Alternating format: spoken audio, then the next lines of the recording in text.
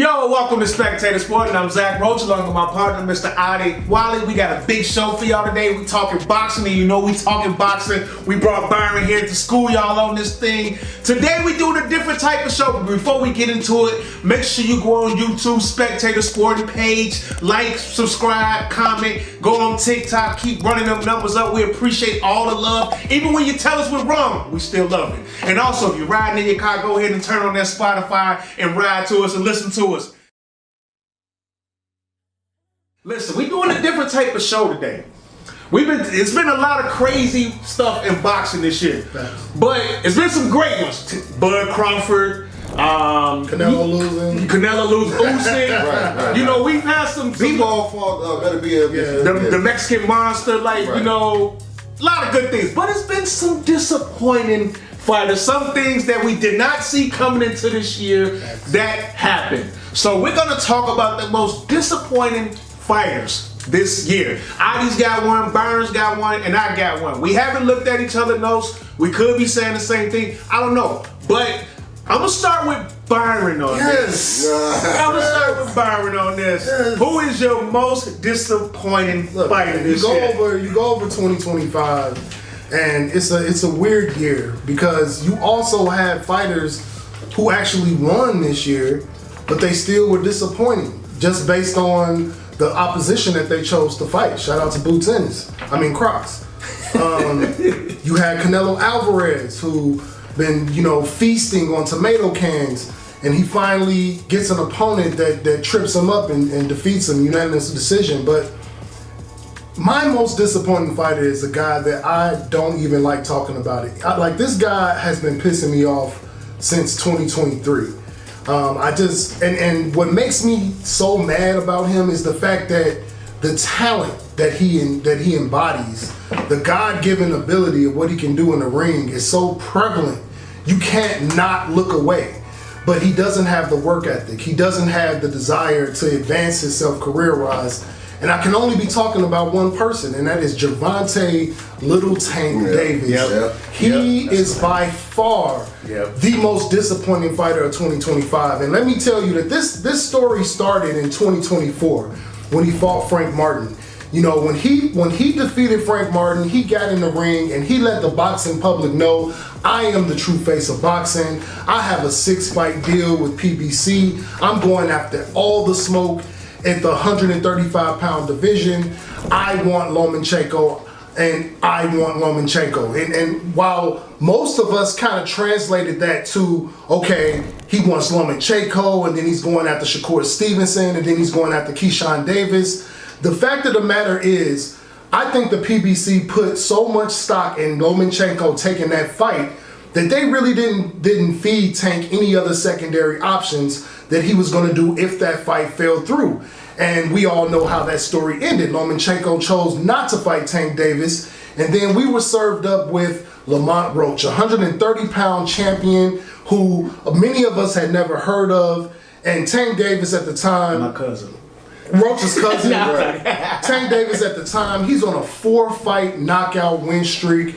The hype couldn't be more, and the fight itself was a letdown. Nobody liked the opponent. We're thinking with all this competition that you have at 135, you got Keyshawn Davis, you got Shakur Stevenson, you got William Cepeda, and it's like, just choose one of those guys so that we can feel better. At least we feel like you're attacking the top 5 of this division, and you reach back to 130 to get a champion that you had knowledge of, and a guy that he was kind of like a PBC discount guy. That's let's tell it the truth. Let's tell the truth about this. He was a discount fighter for the PBC, and they presented him to Tank, and Tank took it because his back end was going to be so lucrative that he felt comfortable. But what happened was Tank Davis did not train like he should have. He had issues with DV, regarding baby mamas, was totally unfocused, and went into this fight and was gifted a draw, was knocked down in this fight, didn't get counted, actually lost this fight and was gifted a draw. And after this fight, we got this, I can't even describe it, this metamorphosis. We got this, first we saw Tank Davis. he wanted to be this ultra competitive, like, oh, this woke me up. Y'all woke the lion up. And then 2 weeks later, we got an interview, and now he wants to retire. He never wanted to be a champion. He never wanted to be the face. He just wanted to make money. Yeah. And then we start seeing the date for the rematch with Lamont Roach just keep pushed back, to the point where I said on this show, on this platform, this fight isn't happening. Yeah. I don't think it's gonna happen. Yep. And so when it didn't happen, you had this man commit a travesty of boxing that I have never seen. A guy 30 years old now wanting to take circus fights. When he has so much competitive fights in front of him, he wants to now face Jake Paul, the 135 champion who doesn't want to fight at 140 because he doesn't like how he feels. Now he wants to go to 175 and take on Jake Paul and beat him up in a WWE-esque type of Survivor Series event. Yeah. And because of his own outside of the ring antics, this fight is trash. So he doesn't even have this lucrative fake fight to fall back on. Nope. And 2025, with the fact that, you know, Terrence Crawford showed the boxing world that he is the man in boxing, I cannot get away from the fact that Gervonta Davis is the most disappointing thing in 2025. And listen, in the history of this era, if it keeps going to where, you know, we never see this man in the ring again, I think we can look back and say that Gervonta Davis is one of the most talented crash outs that boxing has ever seen. And that's my opinion, but man, I'll put money on it. Man, you bring up a lot of valid points about Tank Davis, man. Adi, he said Tank Davis. What, you got something to rebuttal? Yeah. I just find it. He's definitely the most disappointing guy, and I find it very interesting that I believe Tank can beat these guys. Yes. Keyshawn, see, this is not really trashing someone. It's just someone you have high expectations of that don't believe in themselves. Right. And I just find that mind blowing. But see, this is the thing. I think a lot of people kind of skate away from like the actual factual of this. And this Tank doesn't like to work. Tank doesn't like to work. Okay. He doesn't like to work. He doesn't like to train. He doesn't like to hone himself. And when you put him against a guy who's about that life, like Lamont Roach, who a lot of us became fans of, when he's in there with a disciplined fighter, he gets exposed. And that's why I was telling you guys, I don't see him beating the Shakur. I don't see him locking in, because when have we seen him lock in against world championship caliber opposition? We just haven't seen it. And it's a lot of stuff that we can address on the PBC side of things too. Yeah. Like the PBC is really kind of, you know, in this with his opponents and picking bad competition. Well, Tank Davis locked in against King Rye. He did. I knew you was gonna say that. Competition. Hey, listen.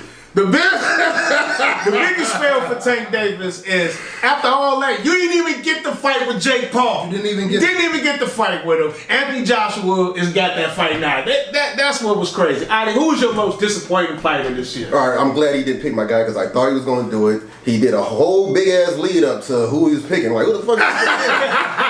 Okay, so the reason why Abdullah Mason became the youngest boxing champion in the world. I like that. Is because the most disappointing boxer of 2025, Keyshawn Davis, was stripped of that WBO belt. Okay, Keyshawn Davis started 2025 in dominating fashion. Okay, knocking out the WBO champ Dennis Berenchik, okay, in the 4th round, looking like a world beater, okay? And the boxing world was amped up, very anxious to see Keyshawn Davis' first title defense versus the dangerous Edwin De Los Santos, okay?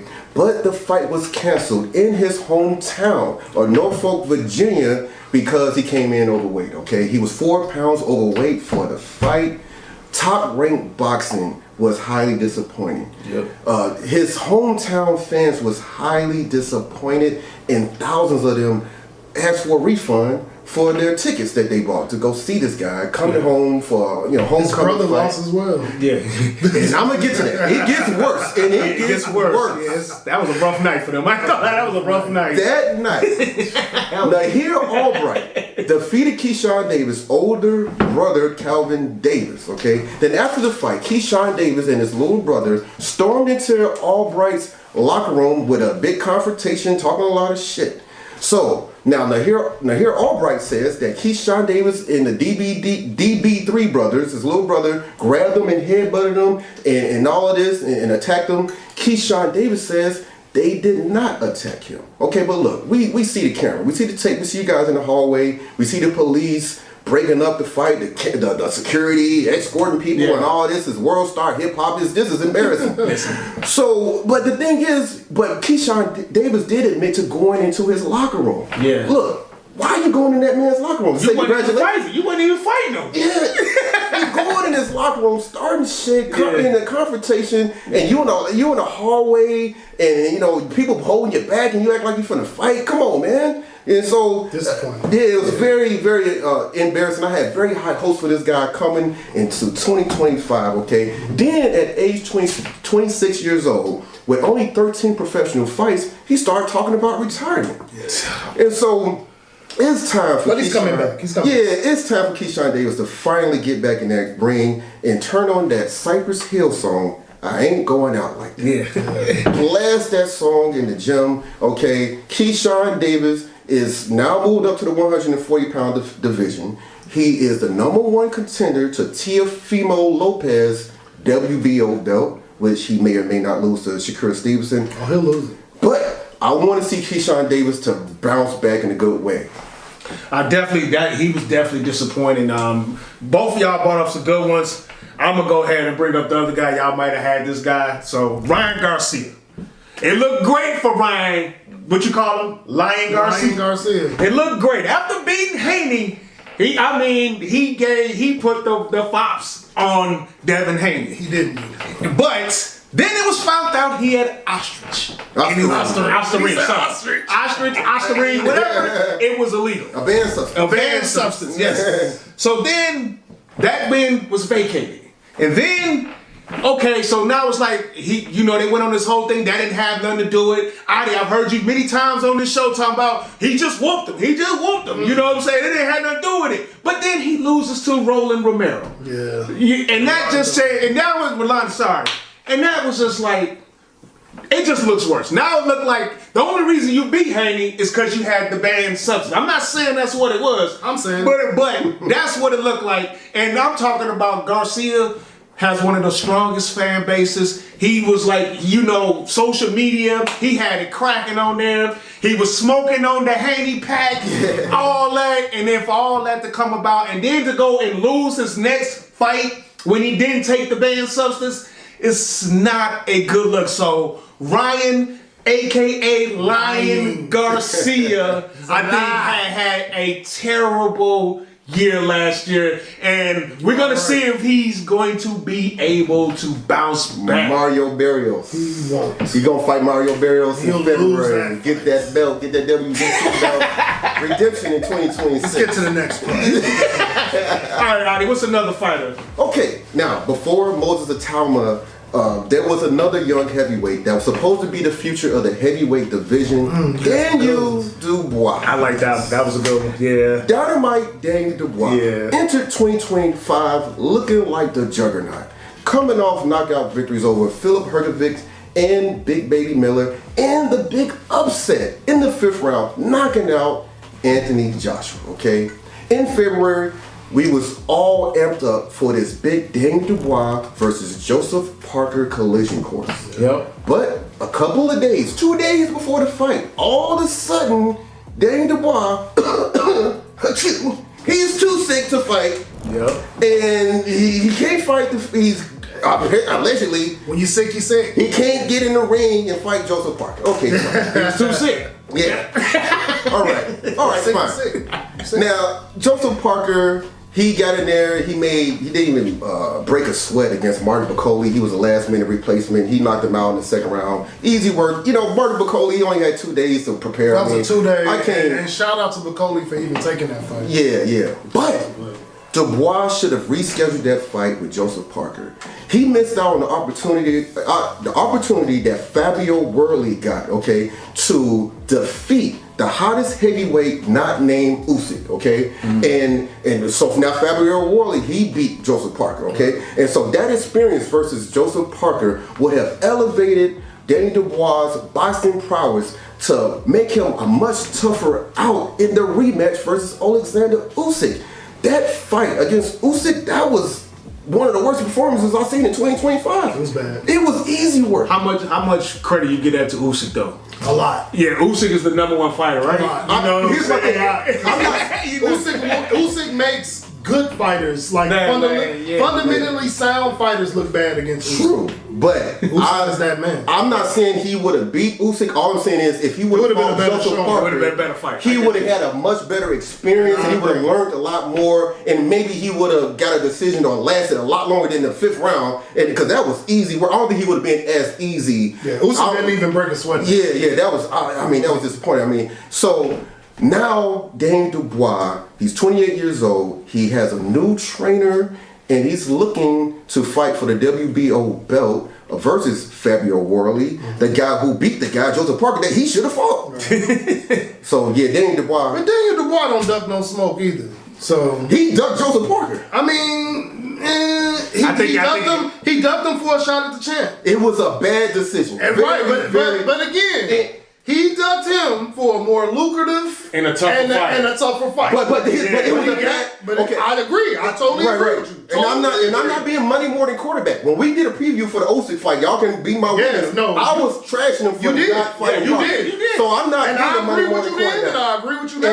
And I predicted a knockout. But he did go to a more lucrative opportunity, and you see that now. We might see that Virgil Ortiz and your boy Crocs in it. Yeah, but he got the most lucrative deal. More lucrative fight. But sometimes you got to look at the long game. Like that's true. Beating Parker, that propels you to be a better fighter. And it would have made him right now. People like looking at him like. And this is what made me mad about it. You have history with Usyk. You lost to Usyk before, so it's like, why wouldn't you want to be the most prepared that you've been in your career to face him again? Right. So it was like you just kind of followed right in the same tracks toward a knockout. And yeah, I lost a little bit for Danny Dubois, but I really feel like he's gonna be back. I do.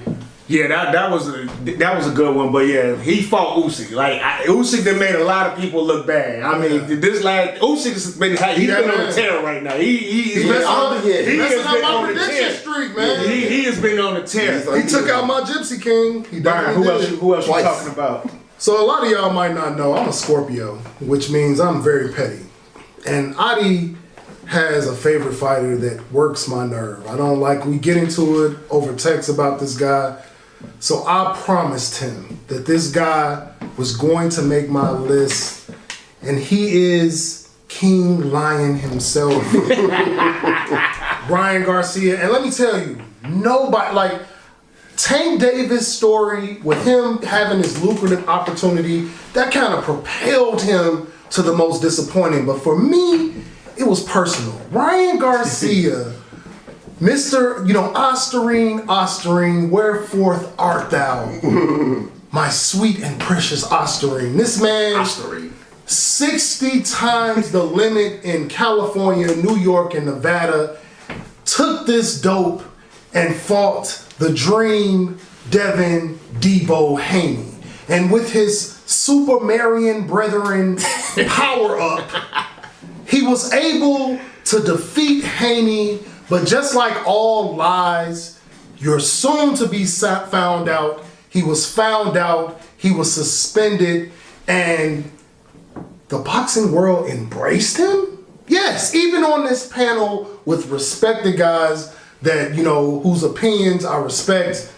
Adi, who loves this character, this clown, actually took this time to build his Devin Haney hate. And this clown was presented a crown coming off of suspension after a no contest fight.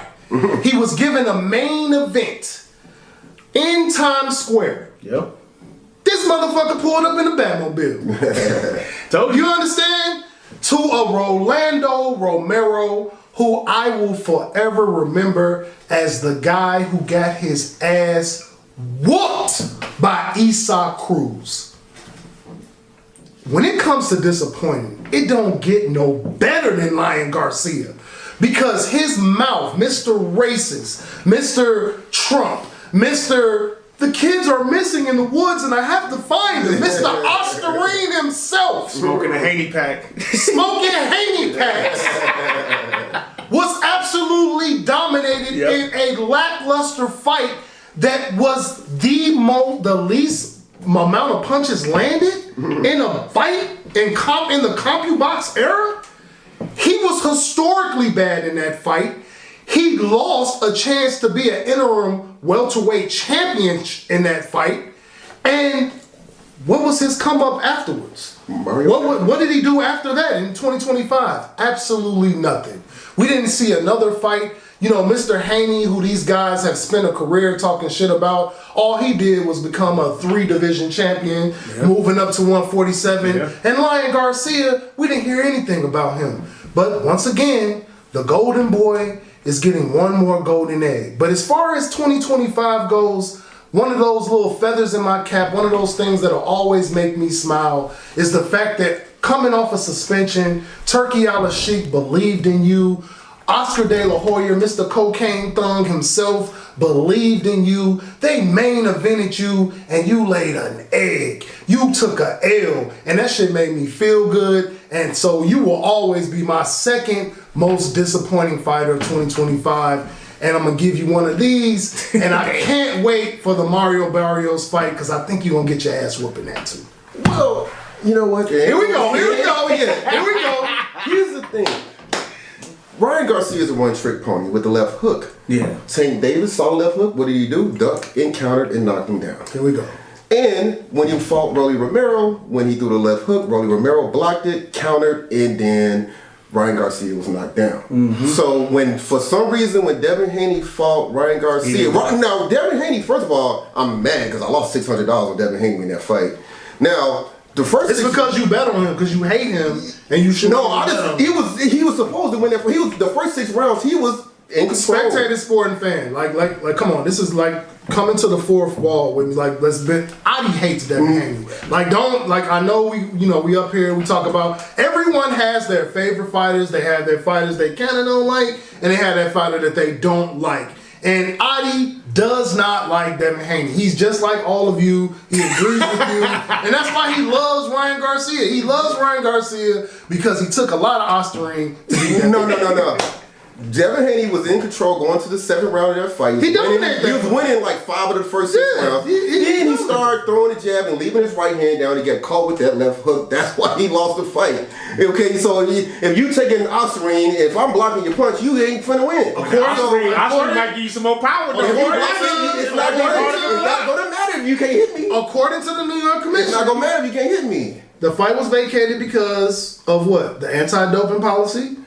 He took 60 times the limit. Okay, but did Devin Haney get hit by Brian Norm's left hook? Did he get rocked by a left hook from Brian Norm? Let me tell you something about Devin Haney. Let me tell you something about Devin Haney. Devin Haney is exactly what you think he isn't.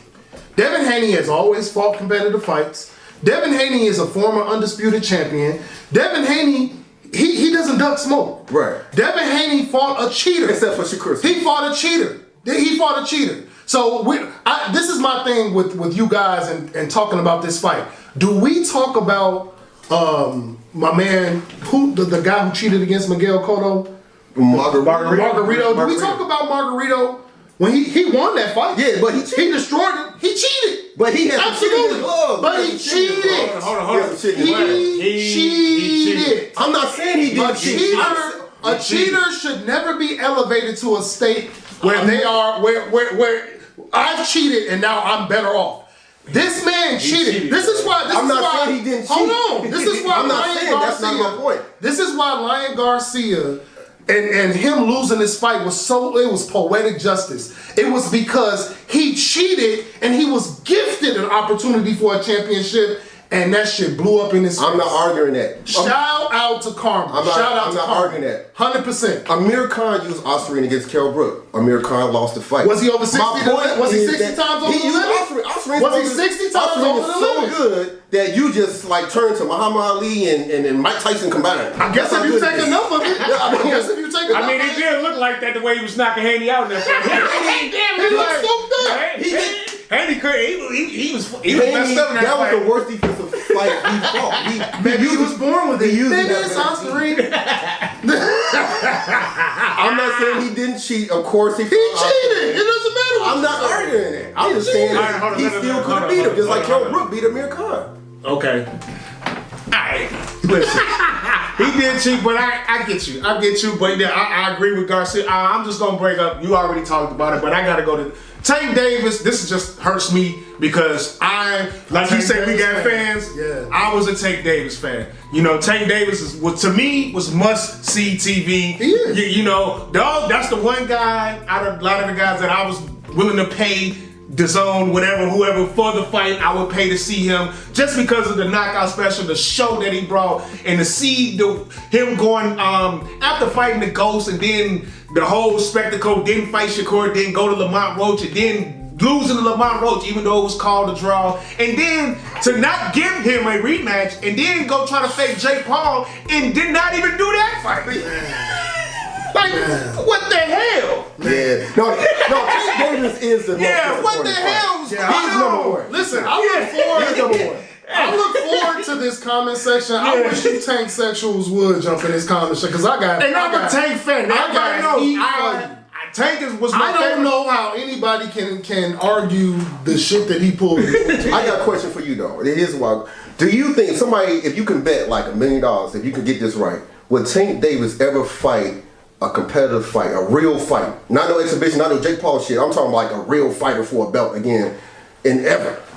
I don't know. I'm taking $1 million that he wouldn't. No. If you guess it right, you get $1 million. What do you say? He gonna fight for a belt again? Or I say he doesn't. I say he don't. I say he doesn't. I don't think his heart is in it. But that's a tricky question because it's like, what weight would he do it at? No, doesn't matter. Like, is he gonna get in the ring fight a legit champion? and fight for a championship? I say no. Ever again? Because his heart is. You can just tell. Like, I say no. His heart is not into it. But he is getting sued by these baby mama's girlfriends. Yeah, he's gonna need money. You know what I'm saying? He's coming back. That could.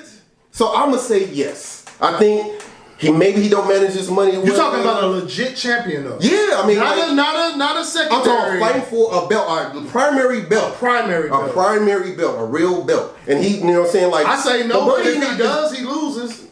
Yeah. I think he'll do it for the money. Now to your point, if he going through like who you gonna fight legit? Because he in a bunch trying to be a champion. He got a lot of legal stuff going on because he could need money. So in that situation I can. But I don't think him personally wants to go do that. I don't think his heart is in it. I don't, with everything that happened, I don't think his heart. I think he getting smoked. I think he getting smoked at 140. I don't think he can beat none of the champions there. So if Shakur stays at 135, he could come back and try to clean up 135 now that Keyshawn Davis and Shakur is gone. But his heart ain't in it. His heart. When your heart is not in it, you can lose to the number 8 guy. Yeah. Right, and we're gonna see that with Lamont Roach because Lamont Roach is using this to propel his career. Well, the final thoughts, man. Hopefully, 2026, we see more competitive fights. Yeah. And listen, one thing we can learn from 2025: fight who you supposed to fight. Because when you don't, Tank Davis' story happens. Karma is real. It happens. He would have been better off just fighting Shakur. Yeah, he would have. And losing to him. Yeah. But instead, you went through all these hoops and balances. Now you're here, and now you couldn't even get the fight with Jake Paul. You've been watching Spectator Sporting. I'm Zach Roach along with my partner, Mr. Adi Wally. Shout out to Byron. Make sure y'all go on YouTube, subscribe to that Spectator Sporting page, like, subscribe, comment, keep running it up on TikTok. We appreciate all the love. If you're in your car, go ahead and turn on that Spotify. In the meantime, in between time, we out. Peace. That was a fun one. That could have been 60 minutes.